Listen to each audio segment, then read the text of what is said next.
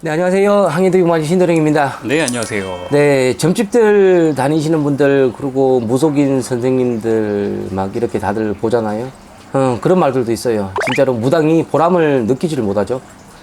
자기네들이 진짜로 답답해서 오시는 분들이 되게 많거든요.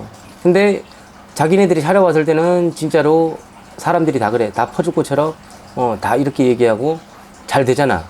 잘 되면은 그냥 행하고 도망가잖아요. 그리고 거기에서 뭐 일이 조금 늦게 진행이 되거나 천천히 더디게 진행이 돼. 그러면은 무당이 또 욕을 먹어야 되는 게 지금 이 무당판의 현실이거든요. 안 되면 안 된다고. 네. 되면 또 됐다고 이제 네. 화장실 보고 가는 것처럼 네. 뒤도 안 돌아보고 가요. 네. 근데 제일 답답한 거는 아쉬운 점은 이제 그거지. 뭐 나는 뭐를 바라고 이런 거는 없어요. 어차피 구슬했으면은 그 국금액에서 뭐 제 일당은 남고 하겠죠. 아, 예, 예. 네, 뭐 예. 거짓말 할 이유가 없잖아요. 네네. 근데 자, 예를 들어서 뭐 6개월 지나고 1년이 지났어요. 자, 잘 되니까 당연하게 연락이 없었겠죠. 그러잖아. 근데 꼭 이제 뭐 1년 지나고 2년 지나고 연락 오는 사람들이 있거든. 왜 사전에다가 점검들을 안 하냐고. 나는 그게 아쉽더라고요. 우리가 병원에 가서 우리가 암이 걸려도 수술하게 되면은 뭐 최소한 뭐 2달, 3달에 한 번씩은 우리가 내 상태가 어떤가 진단을 하러 들어가잖아. 근데 이 사람들은 굿 한 번 하면은 무조건 끝이다 이렇게 생각을 하거든. 자, 구슬하고 나서 끝은 아니에요. 뒤에서 그래도 계속 무속인들이 점검을 해주고 계속 넘어가야 되니까요. 이 절에 가도 쌀 공양들 올리잖아요. 근데 초하루에도 원래 공양들을 올리는 게 정상이거든요.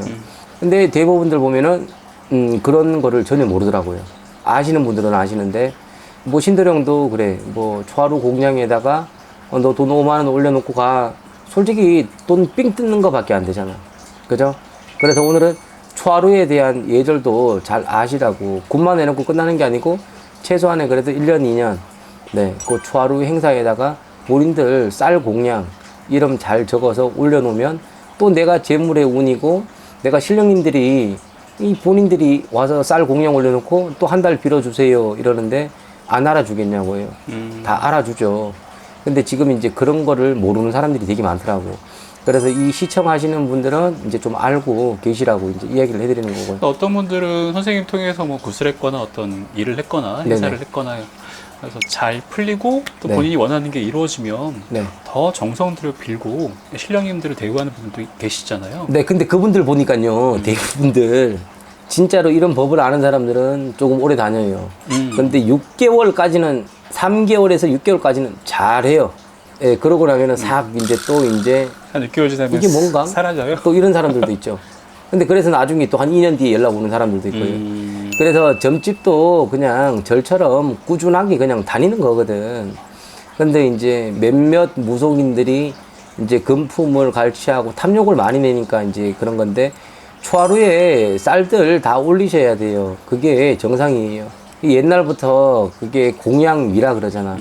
그래서 이제 초하루 날은 이제 공양미들 이 영상 보시는 분들 다른 뭐 점집 다니시는 분들도 되게 많겠죠. 네, 공양비 쪽으로는 그래도 챙겨 가셔서 아니면은 본인들이 뭐 5kg, 10kg짜리 쌀을 가지고 가셔서 거기 가서 한 달 저 좀 잘 밀어주세요. 네.